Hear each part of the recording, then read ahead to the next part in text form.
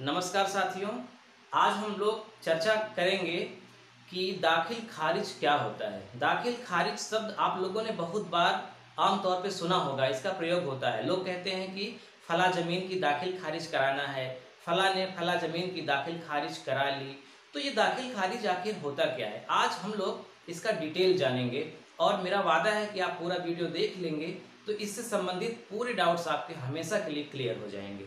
चलिए देर न करते हुए शुरू किया जाए कि आखिर दाखिल खारिज कहते किसको हैं।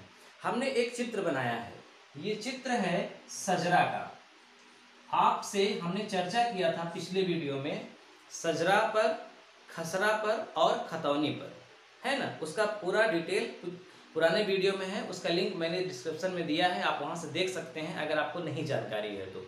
अगर आप इसे देख रहे हैं तो मैं ये मानता हूं कि आप सजरा क्या होता है, खसरा क्या होता है और खतौनी क्या होता है आपको अच्छे से पता है।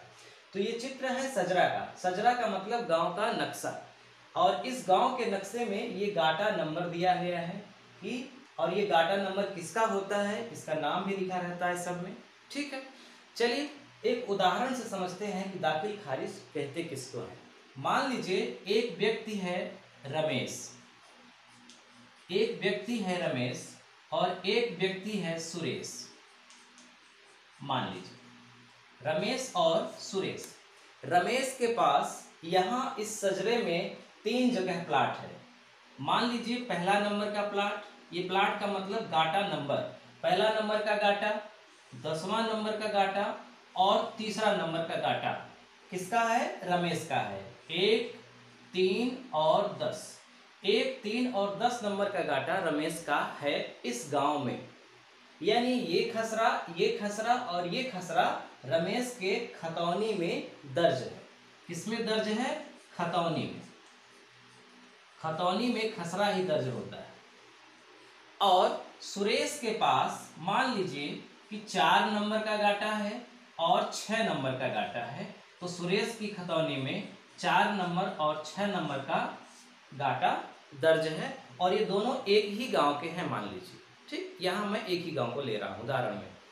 अब सुरेश क्या काम कर रहा है कि सुरेश रमेश से ये 10 नंबर वाला प्लाट यानी कि 10 नंबर वाला गाटा खरीद रहा है। समझिए, सुरेश रमेश से ये 10 नंबर का प्लाट, 10 नंबर की जमीन खरीदी। अब खरीदने के बाद सबसे पहला क्या होगा कि जमीन की रजिस्ट्री हो। जमीन की रजिस्ट्री होने के बाद दाखिल खारिज शब्द आता है। दाखिल खारिज का काम लगता है जमीन की रजिस्ट्री के बाद। तो होता क्या है कि दाखिल और खारिज, समझिएगा अच्छे से, 2 शब्द है, दाखिल और खारिज। ये दोनों को एक साथ पढ़ा जाता है। दाखिल का मतलब होता है दर्ज करना, लिखना। खारिज का मतलब होता है कैंसिल करना। पहले खारिज किया जाता है, उसके बाद दर्ज किया जाता है, लेकिन ये उल्टा लिखा गया है और उल्टा पढ़ा भी जाता है, दाखिल खारिज। ये प्रक्रिया एक ही साथ होती है। इसमें होता ये है कि रजिस्ट्री करने के बाद सुरेश जब रजिस्ट्रार के पास जाएगा तो रजिस्ट्रार क्या काम करेगा कि रमेश की जो जमीन 10 नंबर की थी उसे कैंसिल कर देगा, यानी उसे खारिज कर देगा, क्योंकि रमेश ने सुरेश को वो जमीन बेच दी। यानी उसकी खतौनी से ये 10 नंबर की जमीन हटा दी जाएगी। ये जमीन तो यही रहेगी, नंबर भी वही रहेगा, लेकिन इस खसरा में नाम सुरेश का दर्ज हो जाएगा और रमेश का नाम कट जाएगा। यानी कि खतौनी से 10 नंबर की जमीन रमेश की कट जाएगी। इसी को बोला जाएगा खारिज कर देना, यानी जमीन खतौनी से खारिज हो गई। ठीक है, और सुरेश के पास 4 नंबर और 6 नंबर की जमीन थी खतौनी में, तो अब खतौनी में 10 नंबर वाली जमीन भी दर्ज हो जाएगी। तो इसी को कहा जाएगा दाखिल।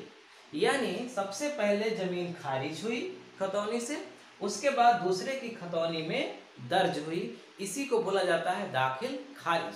लिखा गया है उल्टा, लेकिन होता पहले है खारिज, उसके बाद होता है दाखिल। तो आपको समझ में आ गया होगा कि दाखिल खारिज का मतलब क्या होता है।